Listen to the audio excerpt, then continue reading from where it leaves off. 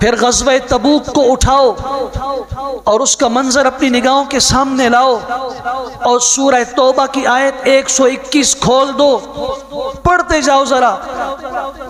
شدید سخت غزوہ، مدینہ منورہ میں کھجور پک رہی ہے اور اوپر سے جہاد کا حکم آ چکا ہے۔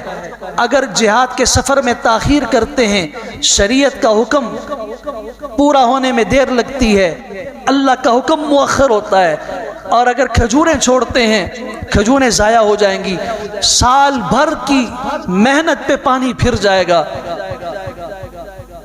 تاجروں سے پوچھو، رمضان المبارک ہے، یعنی جی سیزن کا مہینہ ہے، نمازیں بھی جا رہی ہیں، تراویح بھی جا رہی ہے، کیوں؟